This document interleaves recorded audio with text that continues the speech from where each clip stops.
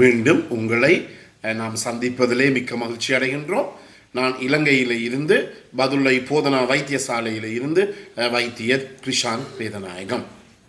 இன்று நாங்கள் இந்த லெப்டோஸ்பைரோசிஸ் எனப்படுகின்ற எலி காய்ச்சலுக்கு கொடுக்கப்படுகின்ற சிகிச்சை முறைகளை பற்றி கொஞ்சம் பார்க்கலாம். முதலிலே என்ன செய்ய வேண்டும், இந்த இடங்களிலே அதாவது எவாய்ட் எக்ஸ்போஷர் என்று சொல்லுவோம். தேவையில்லாமல் போய் ஆற்றிலேயோ குளங்குட்டைகளிலேயோ நீர்வீழ்ச்சிகளிலேயோ குளிப்பதை நீங்கள் தவிர்த்து கொள்ள வேண்டும். அடுத்ததாக கூடுதலாக இந்த மழை காலங்களிலே வெள்ளம் ஏற்படுகின்ற காலங்களிலே இவற்றை நிச்சயமாக நீங்கள் குறைத்து கொள்ள வேண்டும். ஏனெனில் இந்த நோய் மிகவும் ஒரு பயங்கரமான நோய். எங்களுடைய உடலில் இருக்கின்ற அனைத்து அவயவங்களினுடைய தொழிற்பாட்டையும் பாதிக்கின்ற ஒரு நோய். அதாவது மல்டி ஆர்கன் ஃபெயிலியர் என்று சொல்லப்படுகின்ற நிலைமையை ஏற்படுத்தக்கூடிய நோய்தான் இந்த லெப்டோஸ்பைரோசிஸ் என்ற நோய்.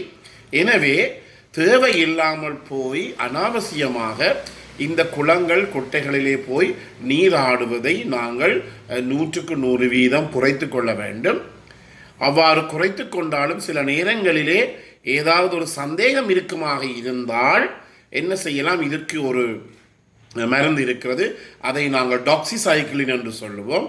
இந்த டாக்சிசைக்ளின் என்ற மருந்தை நாங்கள் காலையிலே ஒரு குளுசையும் இரவு ஒரு குளுசையும் ஒரு கிழமைக்கு போட்டால் அவசரத்திலே இப்படி ஏதாவது கிருமி எங்களுடைய உடலுக்குள்ளே செல்லுமாக இருந்தால் இதை எங்களாலே குறைத்து கொள்ளக்கூடியதாக இருக்கும். எனவே முக்கியமாக சொல்ல வேண்டியது என்ன, அவாய்ட் எக்ஸ்போஷர். தேவையில்லாமல் இப்படிப்பட்ட இடங்களிலே போய் குடிக்கக்கூடாது. அதே நேரத்திலே வெள்ளம் ஏற்படுகின்ற காலங்களிலே மழை வெள்ளங்கள் ஏற்படுகின்ற காலத்திலே இவற்றை குறைத்து கொள்ள வேண்டும். இரண்டாவதாக நான் முதலிலே சொன்னது போல இந்த மல்டி ஆர்கன் ஃபெயிலியர், உடலிலே இருக்கின்ற அனைத்து அவயவங்களும் செயலிழக்கும். முக்கியமாக எங்களுடைய சிறுநீரகம் எங்களுடைய ஈரலும் தொழிலிழக்கும்.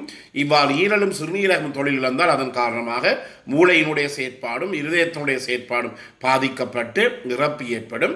மிகவும் சிறப்பான மிகவும் வசதிகள் கூடிய இடங்களிலே கூட இந்த நோயினால் ஏற்படுகின்ற இறப்பு வீதமானது 50% இருக்கின்றது. இதில் இருந்து உங்களுக்கு தெரியும், அதாவது ஹைலி ஃபெசிலிட்டேட்டட் சென்டர்ஸ் என்று சொல்லுவோம். இந்த இடங்களிலே கூட நாங்கள் இந்த இறப்பு வீதம் 150, அதாவது 100 பேர் இந்த நோயினாலே பாதிக்கப்பட்டால் 50 பேர் இந்த நோயினால் இறப்பதை காணக்கூடியதாக இருக்கின்றது. எனவே இதில் இருந்து இந்த நோயினுடைய பாரதூரமான தன்மையை எங்களாலே விளங்கிக் கொள்ளக்கூடியதாக இருக்கின்றது. எனவே இயலுமான மட்டும் இந்த நோய் ஏற்படாமல் தடுக்க வேண்டும். அதே நேரத்தில் இந்த சிறு பிள்ளைகள் குழந்தைகளை நீரிலே குளங்களிலே நீராடுகின்ற போது கவனமாக இருந்து கொள்ள வேண்டும். மூழ்கி எழும்பி குளிக்கக்கூடாது. ஒரு வாளியினாலே தண்ணி எடுத்து ஊற்ற வேண்டும். இதை நீங்கள் சில நேரங்களில் அந்த வாயாலேயே சில பேர் வாய் கொப்பளிப்பதை காணுகிறோம். மிகவும் பயங்கரமான ஒரு விடயம்.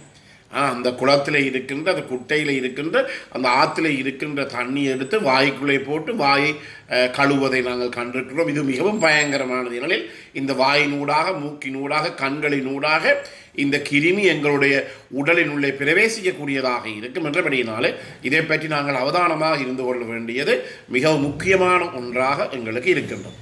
அதே நேரத்திலே இன்னும் ஒன்றையும் நாங்கள் கவனித்துக் கொள்ள வேண்டும்.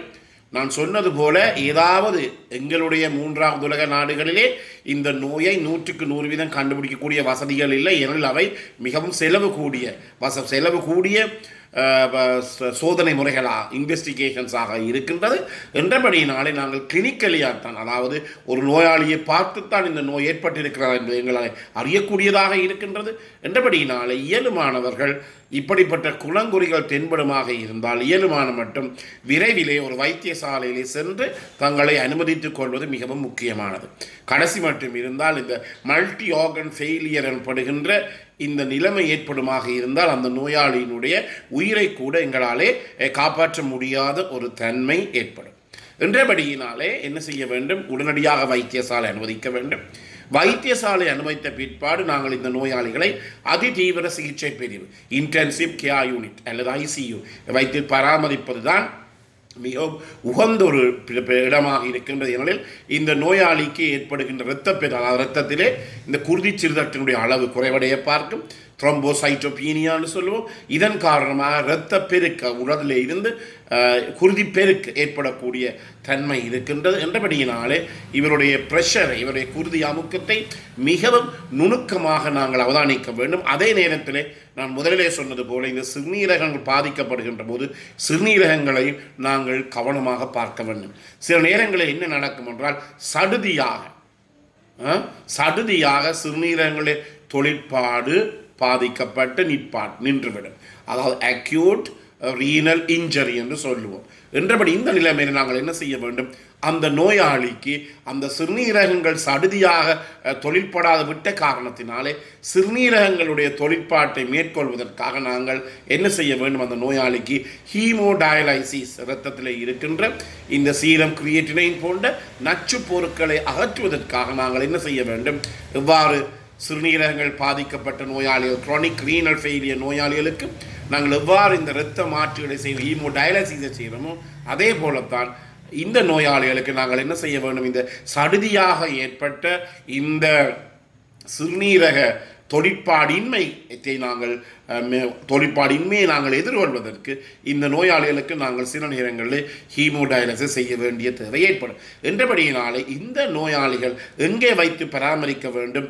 டெர்ஷரி கேர் யூனிட் என்று சொல்லுவோம். அதாவது மிகவும் வசதி கூடிய வைத்திய இடங்களிலே தான், சென்டர்ஸில் தான் நாங்கள் இந்த நோயாளிகளை வைத்து பராமரிக்க வேண்டும். நான் முதலே சொன்ன போல அவசரத்துக்கு ஹீமோடயாலிசிஸ் செய்ய வேண்டிய நிலைமை ஏற்பட்டால் சில நேரங்கள் இந்த நோயாளியை சிறிய ஒரு வைத்தியசாலையில் இருந்து பெரிய ஒரு வைத்தியசாலைக்கு மாற்ற முடியாத ஒரு தன்மை ஏற்படும். இதன் காரணமாக பிரச்சனைகள் ஏற்படலாம். என்றபடினால் இந்த நோயாளிகள் டெர்ஷரி கேர் சென்டர்ஸ் எனப்படுகின்ற மிகவும் வசதி கூடிய வைத்தியசாலைகளிலே தான் இந்த நோயாளிகள் பராமரிப்பது மிகவும் முக்கியமானது. அதே நேரத்தில் நாங்கள் என்ன செய்வோம்? இப்போது எங்களுடைய சுகாதார அதிகாரி பணிமனை என்று சொல்லுவோம், மெடிக்கல் ஆஃபீஸ் ஆஃப் ஹெல்த் என்று சொல்லுவோம், MOH. இந்த காரியாலயங்கள் மூலமாக இந்த விவசாய தொழில்களில் ஈடுபவர்கள், வெள்ளத்துடன் சம்பந்தப்பட்டவர்கள், தண்ணீரில் இறங்கி வேலை செய்பவர்கள் அல்லது தண்ணீரில் இறங்கி மீன் பிடிப்பவர்களாக இருக்கலாம், அவர்களுக்கு ஒவ்வொரு கிழமையும் நாங்கள் 2 தரம் இந்த நான் முதலிலே சொன்னது போல இந்த டாக்ஸிசைக்ளின் எனப்படுகின்ற இந்த குளிசையை நாங்கள் கொடுக்கின்றோம். அது காலம் 2, இரவு 2, 3 நாளைக்கு குடித்தால் என்ன நடைபெறும்? 2 நாளைக்கு குடித்தால் அந்த நோய் கிருமிகள் உடலுள்ளே சென்றாலும் அந்த நோய் கிருமிகளிலிருந்து எங்களை பாதுகாத்துக் கொள்ள முடியும். இது எவ்வாறு இந்த குளிசைகளை கொடுப்பதென்றால் ஒவ்வொரு கிழமையும் வியாழக்கிழமையும் திங்கட்கிழமையும் இந்த குளிசைகளை குடிக்கின்ற போது இந்த நோயிலே இருந்து அவசரத்துக்கு இந்த லெப்டோஸ்பைரோசிஸ் கிருமிகள் எங்களுடைய உடலிலே சென்றாலும் அதிலிருந்து எங்களை பாதுகாத்துக் கொள்ள முடியும். எனவே இந்த நிகழ்ச்சி உங்களுக்கு பிடித்திருந்தால் இதை பார்க்காதவர்களுக்கு அறிமுகப்படுத்துங்கள். இதை லைக் பண்ணலாம், ஷேர் பண்ணலாம். அதே நேரத்திலே இந்த மணி சின்னத்தை பெல் சைனை அமுழ்த்து நீங்கள் சப்ஸ்கிரைப் பண்ணலாம். மேலதிக விவரங்கள் தேவையாக இருந்தால் 0094 777 35 62 45. மீண்டும் உங்களை சந்திக்கும் வரை நன்றி, வணக்கம்.